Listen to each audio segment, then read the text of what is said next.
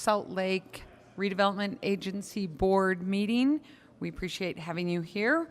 We'll begin our meeting today with general comments to the board. And if you'd like to make a comment to the board, please fill out a card and hand it to me. And then I'll call you up. You have 2 minutes to share your thoughts. And I have one card from George Chapman. Mr. Chapman, will you join us at the table? Thank you.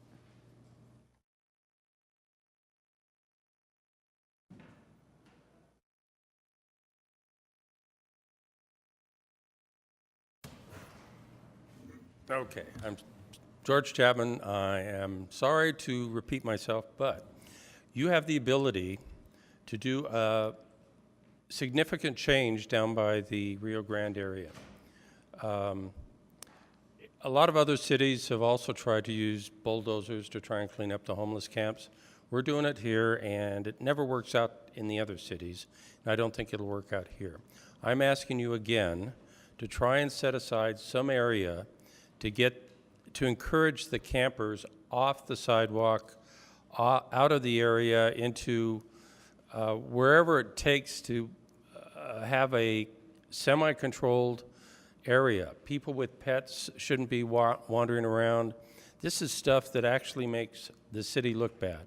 You have the ability, you have property down there that you can open up for these campers, for these people who don't want to stay at the shelter. So I'm asking you to consider that. I know you keep thinking about it, but it really is time to do something about it because it's going to get worse and worse over the next few months. Also, I found out that you do not have any water down there, and so it's actually almost inhuman. I'd ask, please, to consider working something out to provide a campground or water and a 24-hour storage. There are people who will not work, who would like to work, because there's no 24-hour storage and they have to worry about bulldozers. So please consider that. I know you care. Appreciate trying again. Thank you. Thank you very much, Mr. Chapman. Jesse Holtz.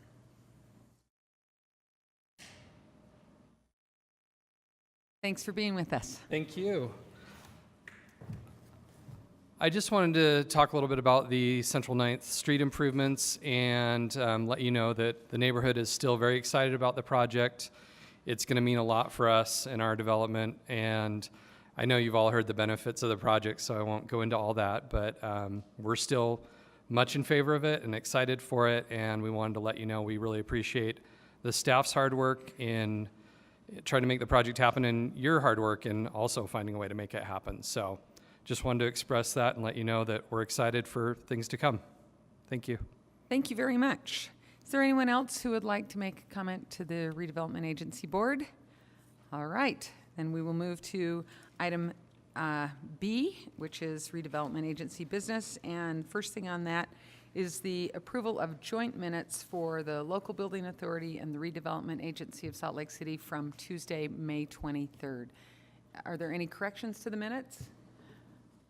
Then I'm looking for a motion to accept them. Madam Chair, I move we approve. Second. There's been a motion and a second. All in favor of approving the minutes? Aye. Any opposed? Okay, we are in agreement with that, and so those minutes are adopted. Thank you. Sorry, I'm being handed too many things at once. And then we will move to item 2. The scintillating part that everyone has joined us for, which will be reviewing the mayor's recommended annual RDA budget, and would like to invite Jennifer Bruno and Ben Lutke to join us at the table, and appreciate having Director Fritz and John Fike from Finance here with us and available if we need to talk to them. So, board members, we'll let you lead out. You two. Thank you. There are 2 new projects for the board to consider. The first one is a pilot project of murals in the Granary District. This idea was raised by board member Kitchen. The costs are approximately $15,000 for one mural, and the cost would stay the same if it was scaled up to include more than one mural. The write-up in the staff report on page 1 includes 4 potential funding sources, And I'm not sure if Board Member Kitchen wanted to add any more details. Board Member Kitchen. Well, thanks to Jennifer and Ben for putting this on the staff report. I think I've had an opportunity to talk to most of my colleagues here, but to talk to about some of our issues in the Granary District are that we're not generating enough tax increment to really do much.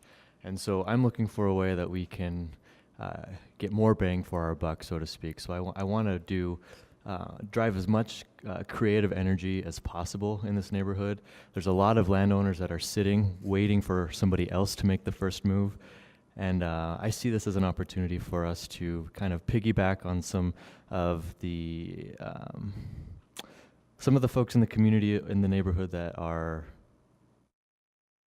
already doing really great things. There's a number of photo collectives and artist studios, and I think there's an opportunity for us to really turn this into an arts district, something a little bit more gritty, a little bit more rough around the edges, as it already is. There's a number of local businesses that have teamed up and are already looking at a mural program.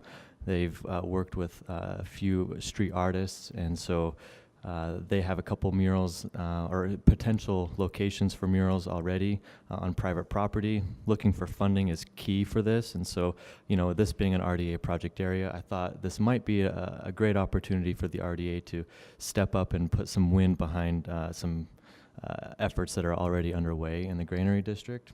I was playing with $15,000. I think we could be I think we could do murals for around $10,000 and get something pretty high quality. And so I'm not married to any of these funding sources, but I guess I would probably look at the Fourth West Street reconstruction, because no matter how much money we put into that fund between now and the expiration of the project area, we're not going to have enough money to actually complete that project. And this seems like it would be an ideal project for a potential bond, infrastructure bond. So The street. the street Maybe. reconstruction. Questions, board members? Yeah, I'm sorry, the art project is a bond or the street reconstruction? So I'm Okay. looking at potentially pulling that money from the 1.1 million for the reconstruction of Fourth West. So just a couple of questions, Derek and Ben and Jennifer. We have funded art projects in the downtown business core RDA area, and we typically have done some line item or not line item, annual art funding. We funded the flying objects, and I think that was based on a decision to fund art at some level in the core. Do we have any of those art funding categories in any of our other districts, or is that just confined to the downtown core? Even in the downtown core, you don't have it anymore. I think that because all of the previous cost centers were sort of consolidated and reset essentially last year when the board looked at these projects, that kind of reset that. Okay. And so, Derek, this is a question for you. And this is not an objection, but I know that in some communities I was looking at, in particular, Philadelphia, they were doing some mural projects. And one of the things they ran into, and they did them as temporary murals while infill was happening. And one of the things they ran into, which was a little odd, I think, was that some of the murals became so popular that that neighborhoods started to protect the murals of the sake of infill in the lots next door. So it became a bit of a balancing challenge where people embraced the mural perhaps more than the new project for infill. So have you considered that in this situation? Are you looking at areas where murals could stay indefinitely? Are you looking at a concept of a temporary mural project? I mean, have you explored that at all? To me, I've always imagined this as temporary, just to drive energy to the neighborhood. So, I have an idea. yeah, Aaron. I was going to ask you about, I mean, you're opening up a fund here that has been kind of scrapped together, sometimes tooth and nail, to get money for Fourth West.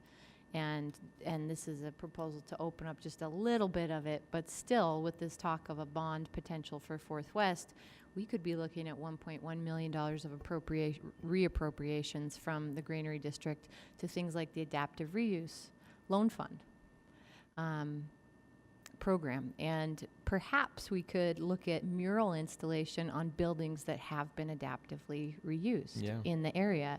And thereby, we're sort of making a double investment in a building that will be there probably longer than buildings that aren't receiving renovation.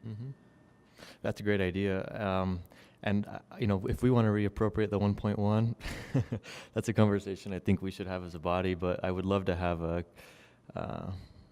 confirmation from all of you that we would prioritize Fourth West in a future bond, if that's the case. I had another question. How many murals? I see 15,000 per. How many are you thinking of asking for? I was thinking for $150,000. And is that based off of some kind of analysis of available surfaces? Well, Do we have 10 building facades that? So we don't own anything except for the fleet block. I'm sorry, I meant in the collective sense. I mean, I don't know how much time you've spent in this neighborhood, but I'm looking at the Philly mural program. There's also the Wynwood district in Miami, and there's a number of areas throughout the country, neighborhoods that have a concentration of murals. And so I thought, 10 felt like a concentration. There's already 3 that I can count in that neighborhood, so we'd be adding to the identity, so to speak, in the granary. And so I thought 10 seemed great, but if you wanted to do less, then fine. If you wanted to do more, great. It seemed, if we're playing with around $15,000 per mural to get something high quality, we could start attracting some artists from within Utah and Salt Lake, but also bigger names as well, and to really get something of quality, temporary. Yeah, in Boise, that's one of my favorite things to do is go through their alleyway that they've commissioned, and I don't know what their funding was like, but they have a sort of 90-degree shaped alley parking lot that is muraled from top to bottom. And San Francisco and other cities, it's such a cool thing to do. We're growing breweries in that area, and I could see where you could have like a pub crawl, art walk, and really foster some not just walkability, but appreciation for the area. So I like this idea, and I like the idea of a lot of them. And $150,000 isn't that much money, even for temporary. I mean, this is public art, right? So if we see it as temporary and we market it as such, I can see it, lasting for anywhere between 3 and 5 years, depending on how quickly the neighborhood comes around. But, we've had this project area for some time, and we've got a few, great examples of successes that the RDA's had, whether it's Atmosphere Studios or, Granary Row or I think the Adaptive Reuse Loan Program or Grant Program is amazing, and I would love to beef that up if you wanted. It's proposed, I think, for more funding this year than in the past. So, I just would love to see us accomplish more before the project area expires and we stop collecting tax increment. Oh, sorry, one more. What if we looked at doing a $15,000 amount for buildings that are somehow, whether or not they've already participated in the adaptive reuse program, but are somehow stable? I'm looking to staff to see if there's some way that we could put a larger amount on the table for stable buildings in the project area versus maybe a $7,500 amount for more temporary installations. Okay, any further questions? Back on that?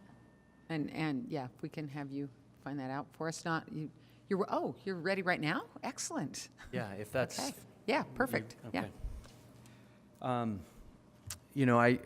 We love the idea of murals and in the granary and doing what Derek has outlined. Our preference, however, would be to focus the tax increment in the granary district on 2 things, and that would be the Adaptive Reuse Grant Program and then 400 West. And so could it be used in combination with adaptive reuse? Potentially. We'd have to give that some thought, but our preference would be and our recommendation would be to focus it on the Adaptive Reuse Program in 400 West. Okay. Any further questions for either staff or Board Member Kitchen? Then I'm going to take a straw poll on this and see where we are. Oh, and I failed to mention that we've excused Board Member Johnston. He'll be joining us shortly. He's been detained. Those in favor of... Madam Chair, Yes. could you just review, Derek, what you're asking for in this budget? We've had sort of thrown out several numbers, but what are you suggesting now? And I know you were looking at about 15,000 per mural, but it sounds like there might be some flexibility in there based on size and. Well, my pitch would be for $150,000 from the Fourth West Reconstruction Fund for approximately 10 murals, temporary murals. So do you expect those all to be done at once, or is this something where we might want to consider a trial and then follow up with additional funding? Like, I'm thinking, what if we did half that and said, well, let's start with half that? Because, I mean, it seems like it's a pretty big project from a staffing perspective to get 10 murals done in a year.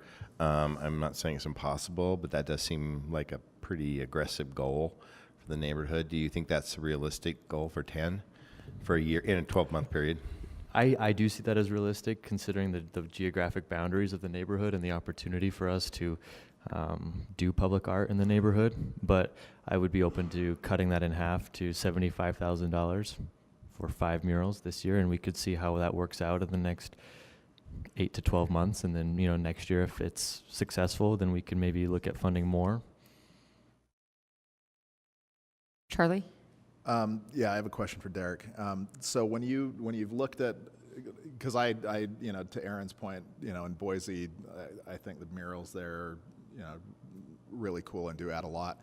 I also, though, can see where Stan's coming from about, people becoming so attached to the murals that, it prohibits what the intent of the RDA really is for.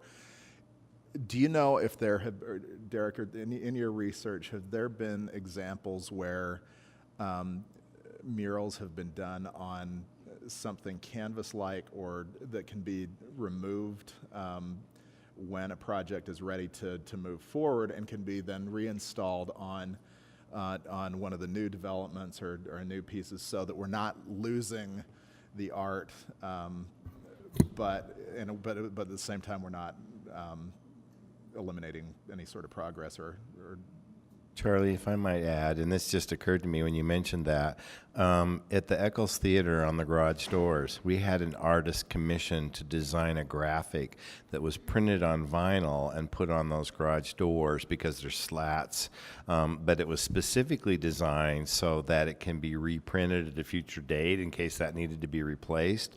I'm wondering about that as an opportunity, because I think those vinyl pieces can last for many, many years, but I'm intrigued with the idea of that portability, sort of like we did with flying objects, where actually they're designed, I think we did 5 series of those, but they're designed to be movable to different locations so that we can actually kind of shake it up a little bit on 3rd South and put new pieces on existing infrastructure for posts, and they rotate a little bit so that people have a little bit of a different experience every time they see them. So I'm just wondering if, I don't know, I'm wondering if that might be an option though.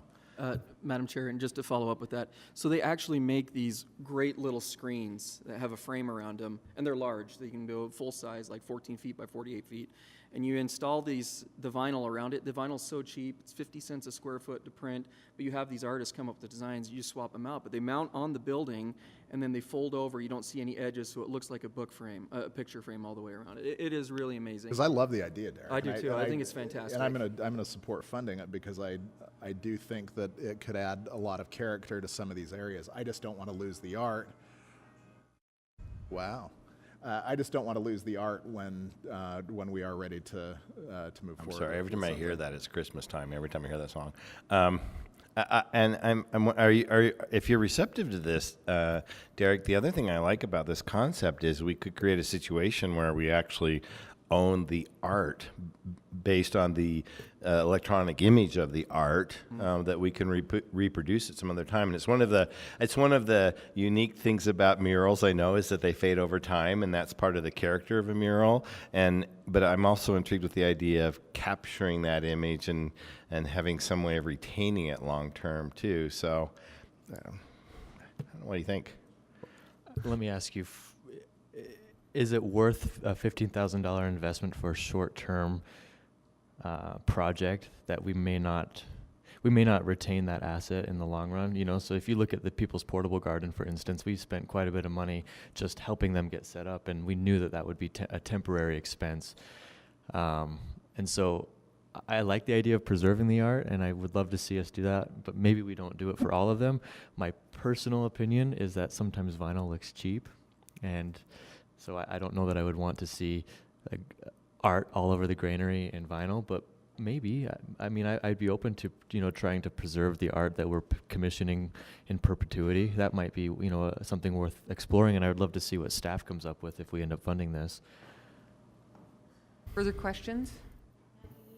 It sounds like you could make a motion to allocate funding that is available to buildings that have participated in the adaptive reuse fund to a certain amount of money, or money available for the temporary movable type of installation for buildings that are not participating in the adaptive reuse, and that amount could be a lesser amount.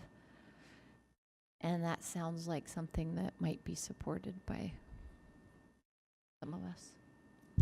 Derek, do you want to phrase a straw poll for us? It sounds to me like we're thinking it would be worth exploring what our options are, both in permanent murals as far as permanent goes, and that they're on buildings, as well as portable ones on vinyl. So maybe a combination of those things. So I guess my straw poll would be to allow staff to have as much flexibility as possible with this. And so I guess I would look at maybe finding $150,000 where some of that would be tied to the adaptive reuse grant program, and some of it would be in micro grants to artists that have their own private property, their own wall that they might be able to put a mural on. So, And you would take it from the $1.1 million for the 400 South rebuild. unless staff has a preference elsewhere. And so those in favor of $150,000 to be utilized for art murals, be they on buildings or vinyl, knowing that we will get a proposal from staff, and I would encourage Board Member Kitchen to work with staff in discussing that if it's not a crossing the separation of powers boundary on that. Those in favor of $150,000 coming from 400 South, 400 West rebuild for art. In favor? That is unanimous. Okay, thank you very much. We will move on to the next new project, the State Fair Park Public Market Feasibility Study. And do you want to tee it up, and then we'll let Board Member Rogers address it further? Happy to. And correction to the write-up in the staff report. It lists an approximate cost of $50,000, and since publishing, we've learned that it's $175,000. Wait, say that again. $175,000? Correct. That's what the So board. almost triple what we thought it was? Correct. Okay. And that's what the board approved for the public market feasibility study at the intermodal hub. Okay, thank you.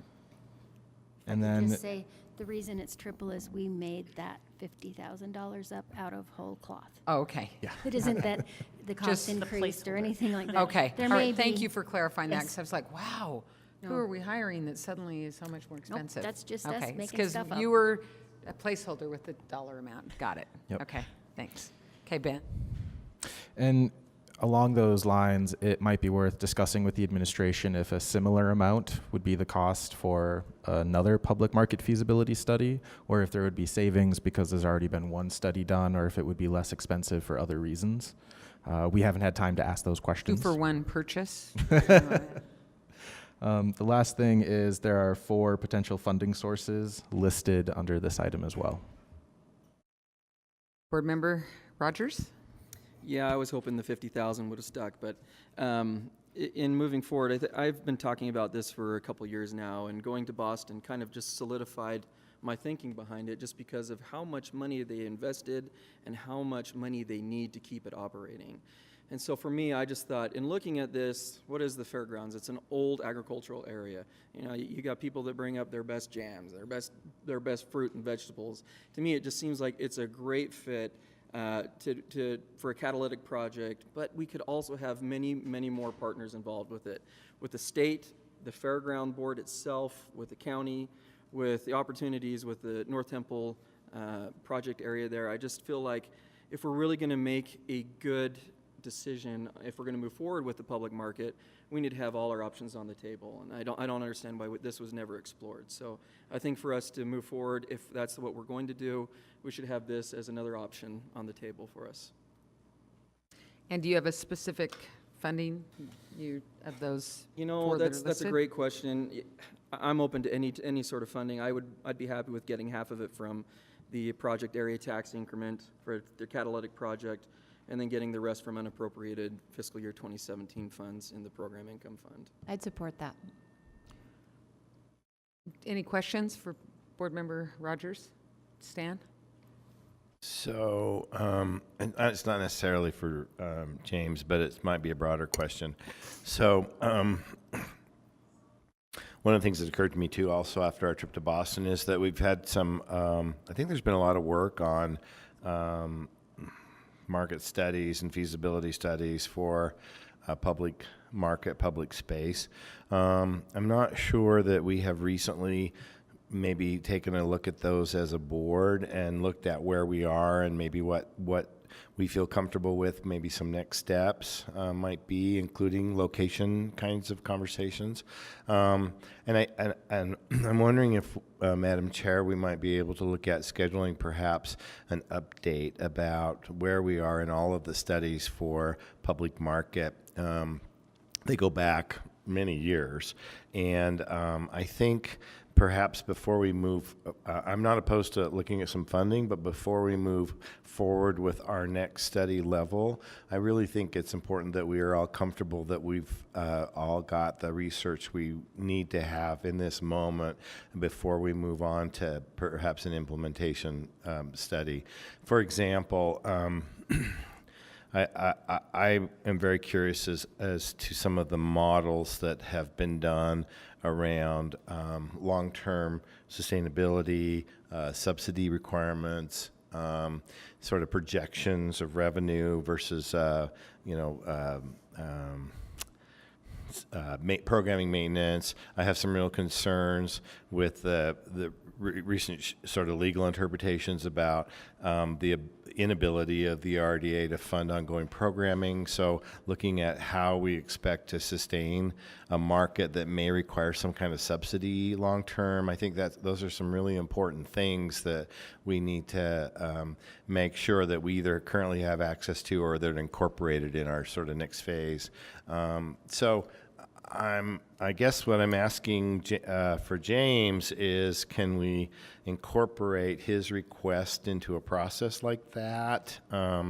Because I'm not sure that we have all of that information consolidated in one location, and I'd like to see that as well as make sure that we set some direction for additional information about what we might find as gaps in the process. I think that's a great idea, but I feel like we still need to have this feasibility study move forward so that if we come to the implementation process, we have good choices on the table. Yeah, and I'm not suggesting we don't do that, James. What I'm suggesting is we really need to do some comparisons, and we really need to do some analysis about different locations and costs at different locations. And I don't know that we're exactly there yet, but I think we need to. I don't feel comfortable personally that I have access to the sort of wealth of information we've already accumulated around a market location and feasibility, and that feels like as part of going forward, we ought to check in with where we are and what we think we might need as additional information. You ask for it, you'll get it. July Okay. 25th. All right, that's We're- scheduled? Okay. we're In particular, planning on discussing the feasibility study. And so for the staff, I think, in particular, I was struck by the information out of Boston that they actually had a pretty significant challenge facing them around how they were funding the deficit of the operation of their market, and they did not have a plan that I could tell.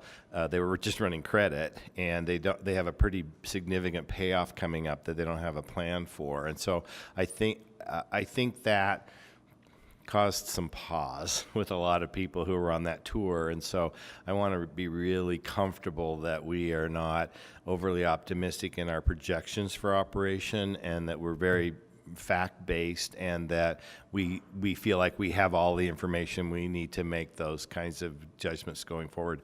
And if there is a deficit, what's the model for funding that? Because I don't think the RDA will be able to fund it. And I'm not trying to put words in your mouth, James, so correct me if I'm wrong, but my understanding is one of the reasons you like this is that we could partner with the state and the county, and it wouldn't just be us, and that we're also wanting to look at it juxtaposed with the proposed location downtown. So I think you're wanting to have, am I right? You want the feasibility study so we can look at the two locations and have the conversation, is a public market something we want to pursue? Am I right? You're Matt? absolutely spot Okay. on. Derek? I think James is onto something, and I really appreciate your comments and your concerns about the market, because in Boston, there were some unanswered questions about their public market. Now, there's a lot of public markets around the country, and they all operate a little differently. So I don't know that our concerns for Boston will necessarily be the same concerns that we have for potential public market in Salt Lake. My concern that I expressed to James earlier today was that this idea was hatched in a lot of ways from the Downtown Alliance, which they do have a specific boundary, a geographic boundary that they play within, and so we need to be mindful of that. And I think this is something that has grown out of the farmers market at Pioneer Park, and so we need to be mindful there. But it sounds to me like maybe the board has not yet had a real discussion, or has not yet really made a decision about how much we're willing to participate in the public market, because I'm willing as the board to put in a little bit of money here and to support where we can, but I never imagined that this would be a city-driven project or program. And so if we want to change that and make this more of a city-driven thing, then that's a conversation that we need to have. A question that I have for staff is about Parcel 5 in Station Center. What decisions have been made from the RDA board on that? Because for some reason I was under the impression that we'd already determined that would be the future public market, but maybe that was just an assumption that we're all making. I can take a crack, and then I think RDA staff, yeah. Ed, do you want to address that? Yes. Ed Butterfield. The board determined Parcel 5 as part of approving the funds for the feasibility study as being the location to conduct that. Again, it's not specific with land use as being able to change or anything there, but it was more trying to provide direction and make sure that the mayor and the board were on. We're jointly viewing that parcel together as being the final location. I think that the Downtown Alliance has spent a lot of time doing a lot of research on sites. So as was mentioned earlier, that might be something too that we could include in the July update, is also have the Downtown Alliance join us and provide a little bit more background information of what I think was years, of going through various sites, tours, other things. So we could also include that with our materials in July, if that would also help the board understand why the site was selected, kind of go in a little bit more detail, the final Site 5 versus the Rio Grande Depot versus the Fair Park, because I do believe that those all were sites that they looked at before. So maybe moving forward we could get that information or just send it to the board, the city council staff directly as background information. That would be helpful. And to James's point, we need to have the state on board here, and we really need to have, I think if this has the potential to be more successful long term, if we can tie an urban farmers market, indoor public market to statewide rural agriculture. And so I would love to see the state play a role in this if possible. And I think it's worth noting that council member or board member Penfold and I have had very preliminary, just offline chats with some folks from the Rio Grande Depot, the Department of Heritage and Arts, about potentially incorporating, that state-owned piece of property into the broader vision of Station Center. And so even if we don't move forward with the Fair Park, I think that there is opportunity for us to work with the state more clearly and more directly on this. So I'm interested in moving forward, and I support James on this, and I think we should look at the Fair Park because there is a lot of opportunity out there. But I do think it needs to be in context of what work has already been done and what makes sense. Even if maybe we need to be looking at more sites citywide, from the Depot District to the Fair Park to other RDA project areas. And yeah. Madam Chair? Yes. Real quickly, I'll support this. I think it's interesting if the Downtown Alliance considered the Fair Park in its feasibility early considerations because it's outside of the Downtown Alliance I don't think they did. area, and I would have been surprised if they looked And they outside don't of like Rio Grande either. their I think area. They're not very excited about that. But that speaks to the difference in partnership. So if we go ahead with this feasibility, it will instantly become a comp against the feasibility study of the Station Center area. And I would like that the way it is crafted is usable to us in an apples to apples way in conjunction with the Station Center feasibility study, so that we can look at them side by side in as much as possible, and that the partnerships really be a key point of investigation for the feasibility, because we currently have those collaborations, but that doesn't mean that they have interest in this collaboration going forward, and it would be incredibly significant if they do. So that's what I would request of this feasibility study. Any further comment, James? No, I like that, Aaron, a lot, at having apples to apples comparison. So I'm just afraid that if we go out and do a feasibility study and it's just going to be catered to however they want it done. You know what I'm saying? I just want to make sure that as we go forward that it is a comparison, apples to apples, and not just giving a feasibility telling us why it's not going to work. Okay, so I'm going to straw poll this, taking $150,000 from, I thought it was 175. 150,000. sorry, 175,000, thank you. I was thinking of the murals. From, This Go ahead. says $50,000. Yeah, that was a placeholder that Just a has since placeholder been number. corrected Where was it corrected? So that I'm- verbally when we first started this briefing. Sorry. Oh. We didn't I have was time to confessing update the we staff made up. report. We were guessing. Oh. Yep. so that we would take $175,000 from North Temple tax increment, From half- the catalytic project area, half of it from there, half of it from there, and the rest from, the rest from the program fund, okay, from program income fund? program income Okay, fund. unappropriated Mhm. program in order to do a feasibility study for potentially having a public market at the Fair Park. Right. Those in favor of, Can I get Yeah. a point of clarification? Yeah. The program income fund is currently at 602,000, correct? And change? Yes. So there's actually two sources that are related to program income fund. I'm not sure which. yeah, you which meant one in do you the mean? motion. Number Number one that two. has the two X's so the- or? No, this So is number two. Number two is not tied to a specific amount because it actually refers to the overall program income fund for fiscal year 17, our current fiscal year. We won't know exactly how much drops to fund balance until the year is closed. There's quite a bit of projects that might not be fully spent that would be annual type projects like administration, things like that.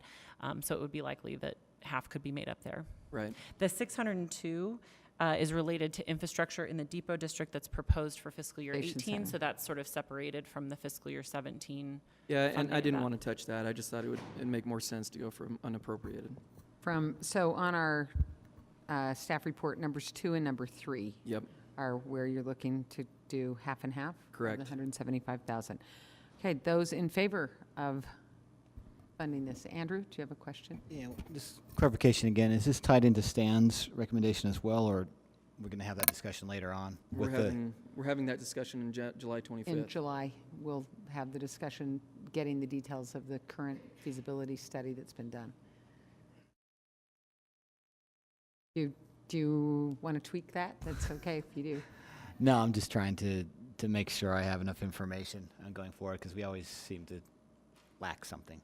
James, could I ask a friendly amendment to your motion that we do 100,000 out of the catalytic project fund amount in North Temple, and the remainder from the Program number income fund? 3? Yes, thank you. Number 2. Okay, those Or is that clear? in favor of those funding sources for a feasibility study for Fair Park?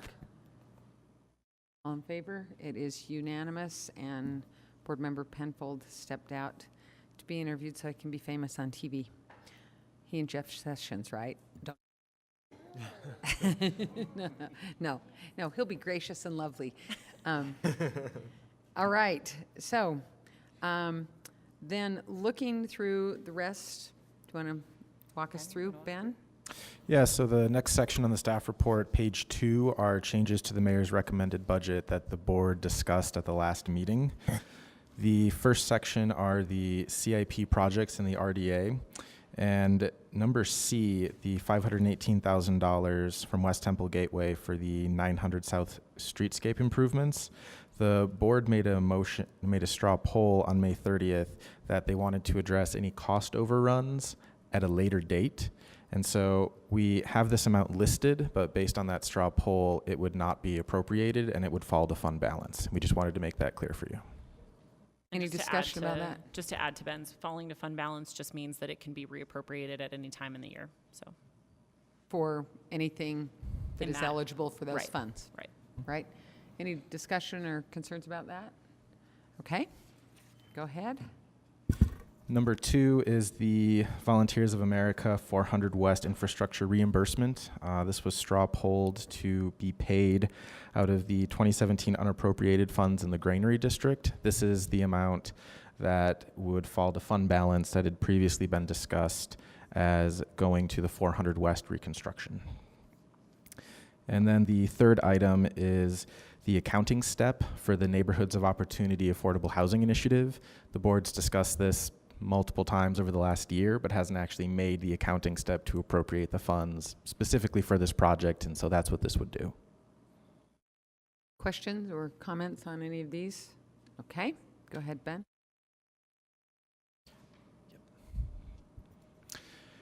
And that takes us to the last section of the contingencies, and this is copy pasted from the draft motion sheet for you to adopt later tonight. It'd be helpful if you have any concerns or if we've missed any important context that you want us to add in. Ben, on 4, is there a reason that those are D and E? Or is it just a Should be A and B. typo? Okay, just making sure I'm not missing some It's critical. because, look first above 3. it, you have A, B, and C, and the computer just automatically assigned it D and E. Computer. Checking. Thank you. Okay. Anything further? Questions about any of those And items? we'll add those 2 projects that were straw polled tonight to the key changes so that they'll be ready for adoption. Okay, and Can you Board tell me Member m- Johnston, did you have something you wanted to also add?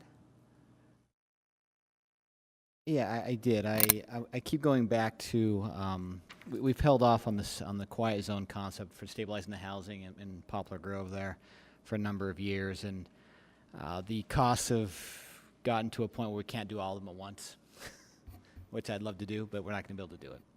We're going to have to cobble together some funding, and so my hope is that we will take housing funds, which we've talked about using throughout the city, and use that to help stabilize that neighborhood for one crossing.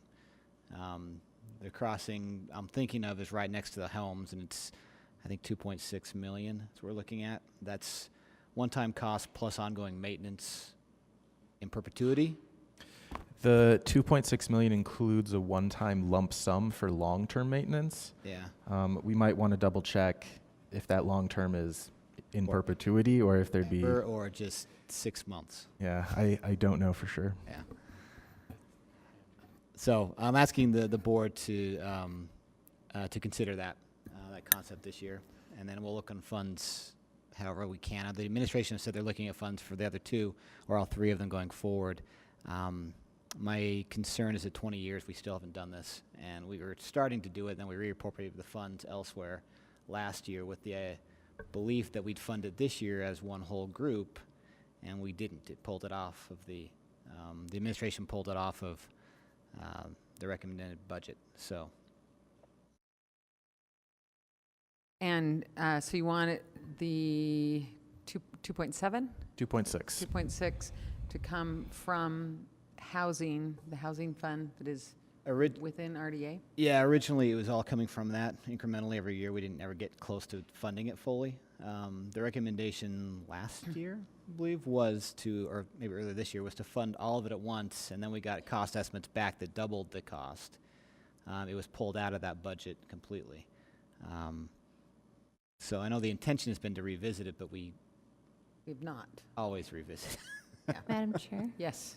So, Andrew, will you do me the favor of setting up the quiet zone conversation Sure. for us a little bit? Because I know that we're down to the last 3, is that right?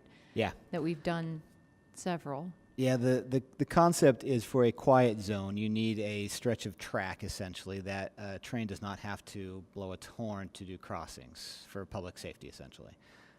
In order to do that, you have to have special crossings that require infrastructure to say you can't get in there, basically, pedestrians, traffic, etc. Otherwise, they have to blow their horns, and this is, well, not just in close proximity, but right next to some homes there, new development that was built 20 years ago.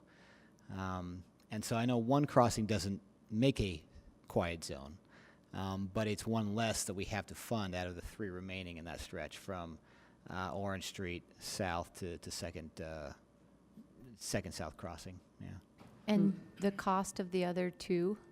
less than 2.6. It's The other 2 are 1.8 million and 1.2 million. I believe the $2.6 million project is closest to the housing in the neighborhood. it's right next to is it Eisenhower Street, I believe. And you're proposing that we take this from the $21 million set aside we made? Yes, I am. Do you have any other funding proposals? I got lots, but that's the only one. 100% right now. Well, I pulled this out not just haphazardly, but this is how we've traditionally said we need to find a way to stabilize housing in areas, and this is one way to do that.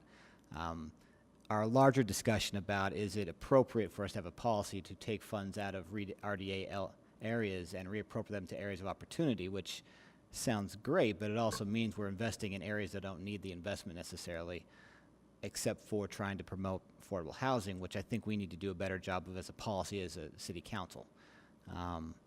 That's where this is coming from. So I'll just finish up by saying that $21 million isn't committed specifically to any area of the city yet, and that it didn't just come out of a housing discussion. It came out of piling through a lot of accounts and accounting in the RDA, and that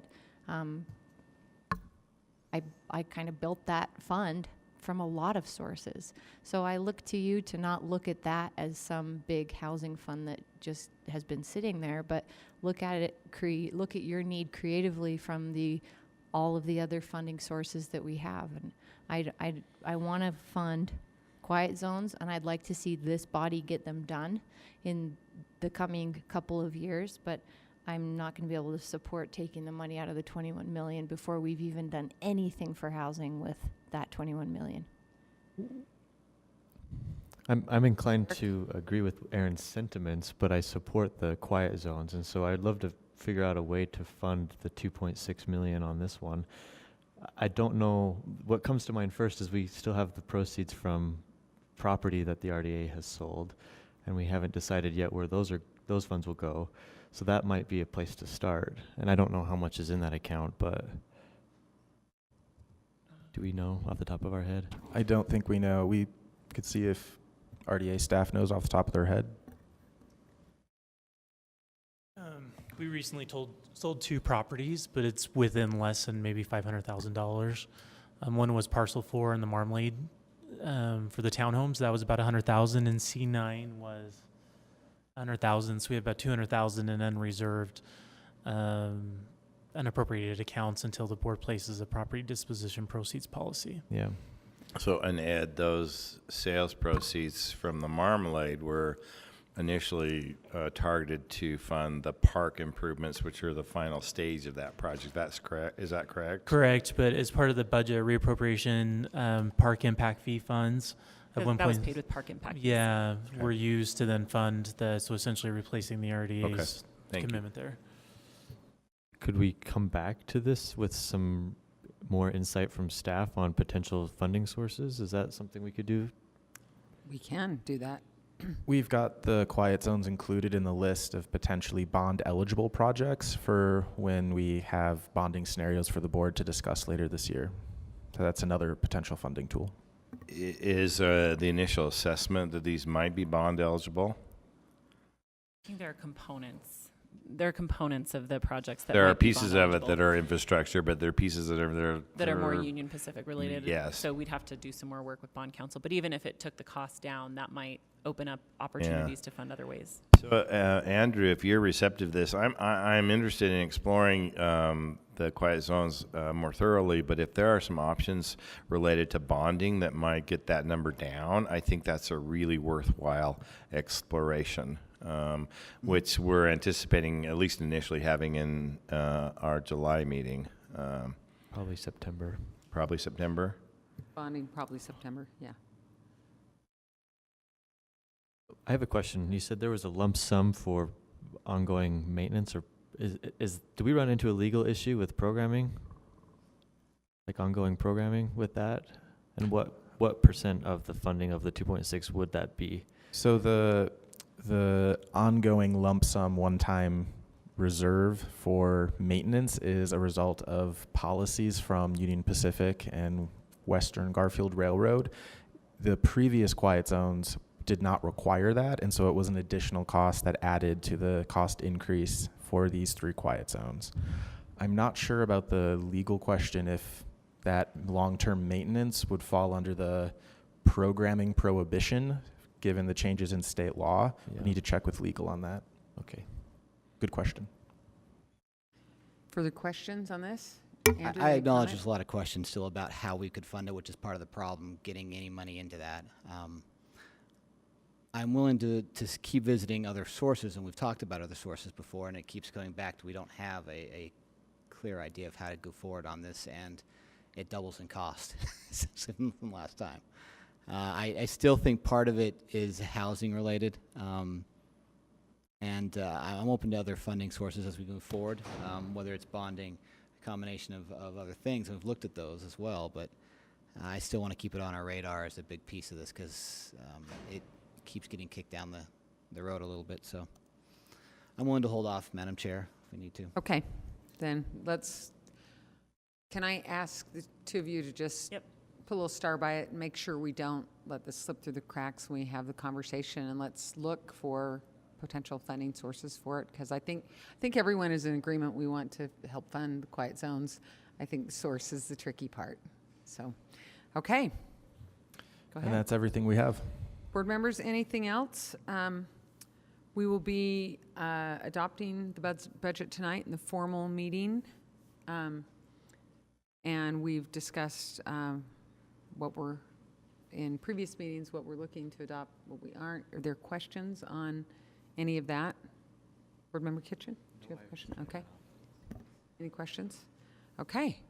Yeah. So just by way of Jen. process, we will prepare a motion sheet and key changes attachment similar to how we do in the general fund, and it will be for your consideration at the 7 o'clock meeting when you're convened as the RDA board. So that's how it'll happen. Thank you. And Aaron will be chairing it just so that we're not jumping around the whole time, Okay, right? thank you. Okay. All right. Thank you very much. We now move to item 3, tax increment reimbursement policy. Jill, you want to come share with us your thoughts about this? And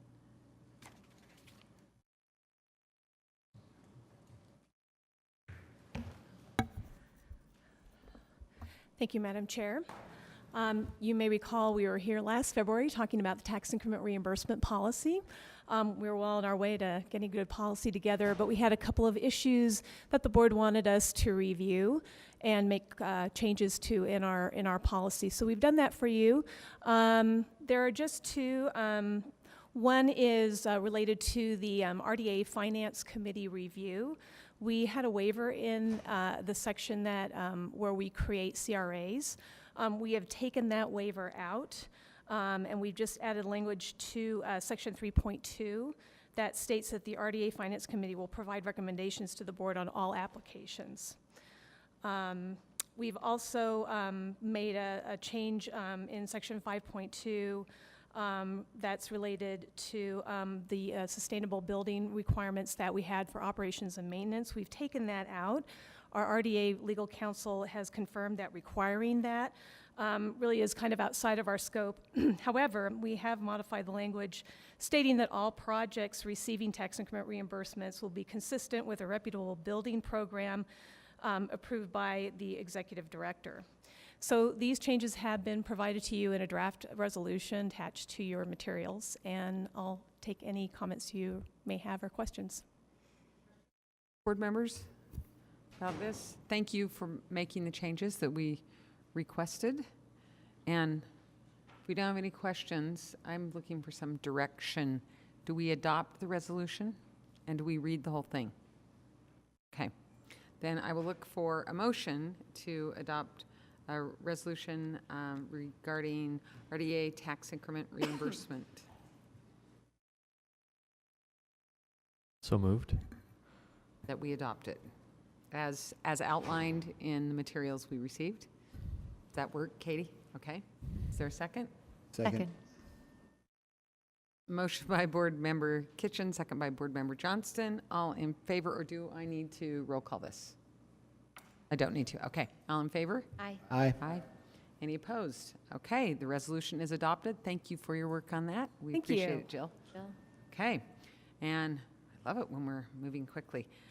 We'll now discuss the amendment to the tax increment reimbursement between the RDA and Alta Gateway. And Jill, I think that's you also? It is. Thank you Okay. very much. I am here on behalf of the developer of the Alta Gateway project. This is the housing project that's being built just west of the Gateway at 108, 136 South, 500 West. The board approved a term sheet for this project on November 18th, 2014. The project is eligible to receive up to about $1.2 million in tax increment. They are asking for one modification in their agreement. They had a little late construction start because they had to change contractors.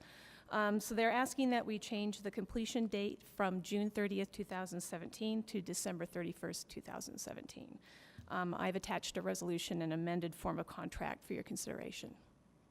Do you have any questions? Stan? Yeah, and I'm not opposed to a contract extension. I just want to make sure that everybody feels like it's realistic. We've seen these in the past where I said, yeah, I think we can do it by the end of the year, and then we've had to see them again.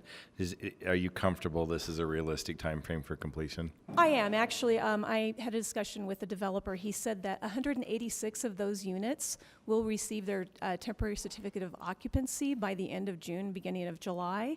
He also anticipates that the rest of the project will be done in late fall, but we wanted to err on the side of caution and extend that to December. December 31st, is that what? Yeah, December 31st.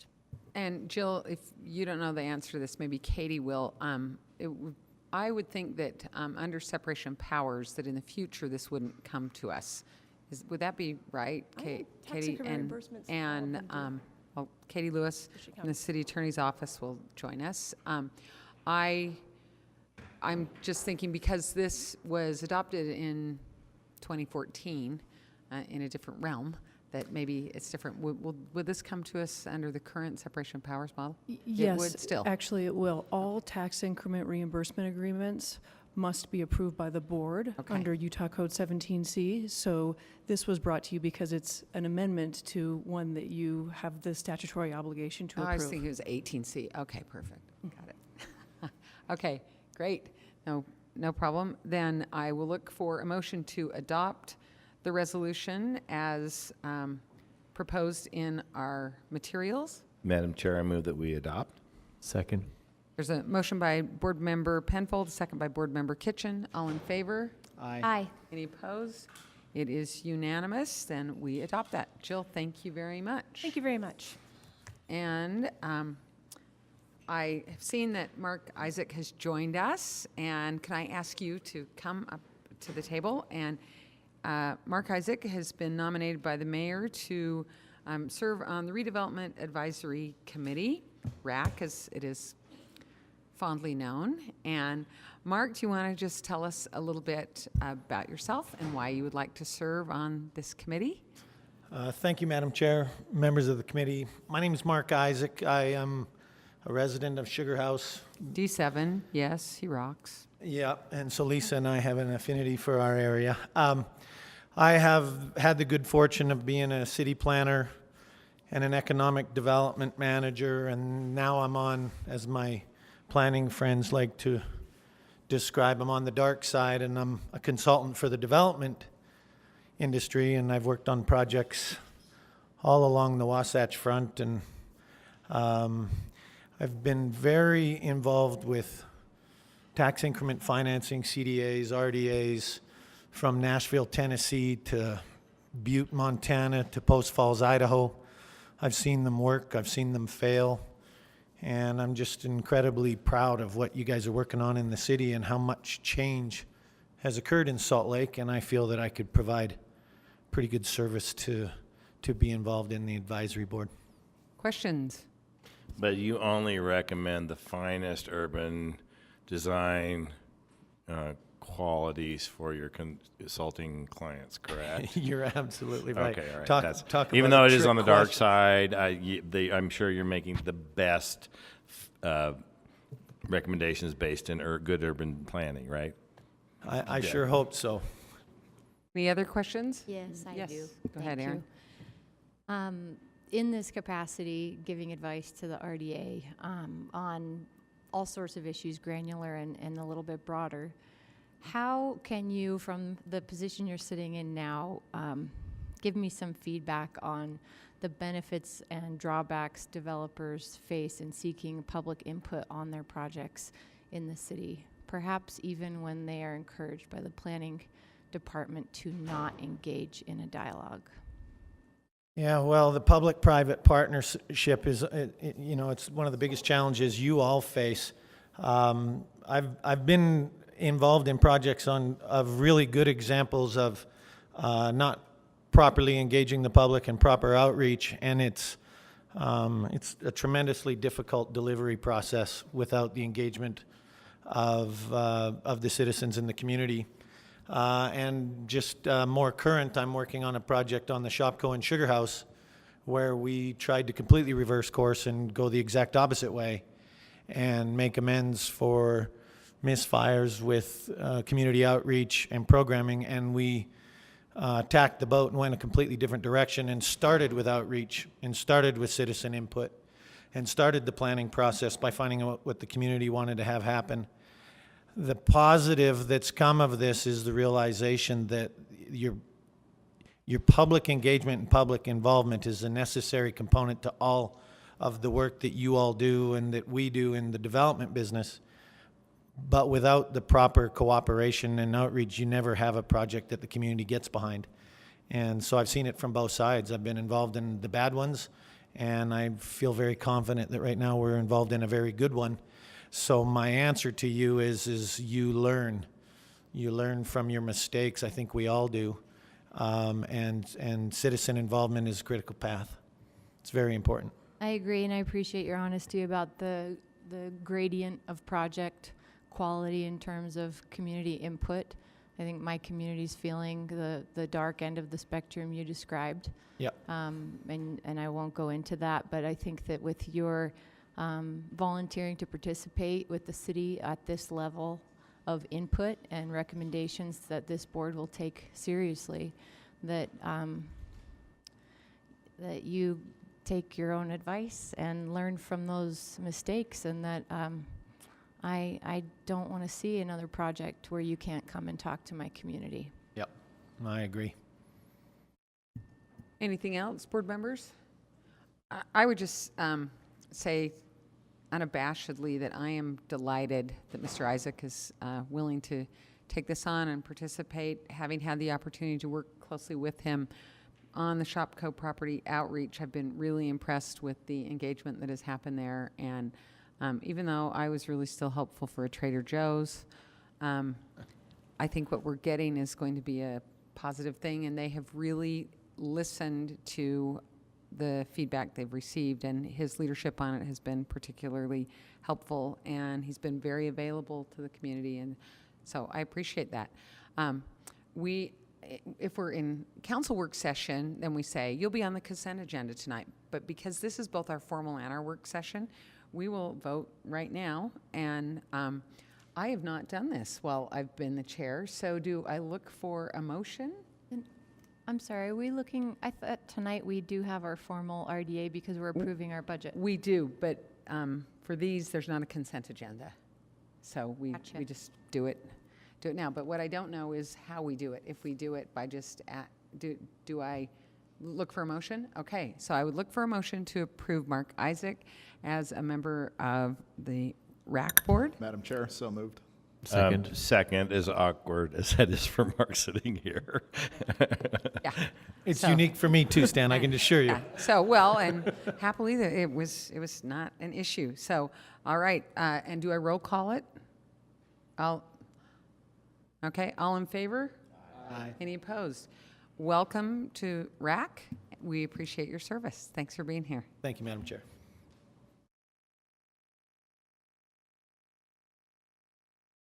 Cooking with gas. We are doing so well on this. We are now on item 6, the report and announcements from the executive director. Our executive director is not here.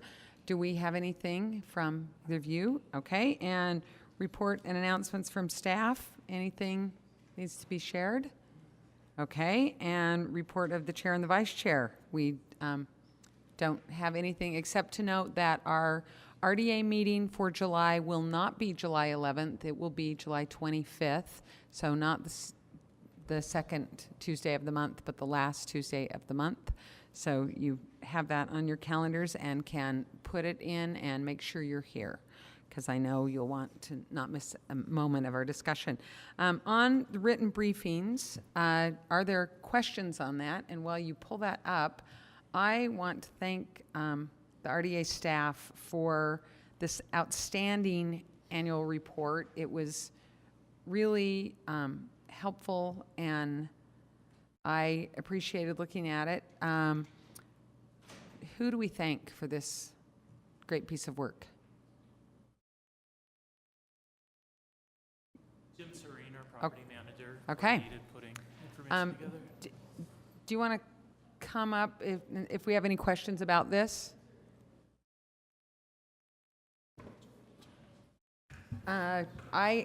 Particularly, and I know it's a written briefing, but I just think it's important to note this. I was particularly impressed with the pie charts that you had to show us how the properties are being used and the number of parcels in project areas. But I found interesting that we've owned 11 properties between 1 and 7 years. We've owned 41 properties between 8 and 10, 13 properties between 11 and 15, and 2 properties between 16 and 20 years. And I think the oldest, the ones that extend way out, are Galvin Center, right, and Vivint Smart Home Arena, right, and that is leased. So that's till like 2040 or 2050. Is that right? Or does anyone have any questions about the lists of those, the property, James? No, I just want to echo your statements that this was really well done. I appreciated the charts. It's much easier to understand. So thank you very much. You're welcome. Thank you so much. I made you come up and everything, but there you are. I just, I know you were getting restless. So, and I want to check, since I was running the meeting, I want to make sure that I may have had a question. And actually, Ed, you can probably answer this. On the memo that was attached to the budget, where thank you so much for giving us answers to all of our questions. on the RDA follow-up, where you told us about the due diligence for the Utah Theater and the Galvin roof repairs. Thank you for answering all of that.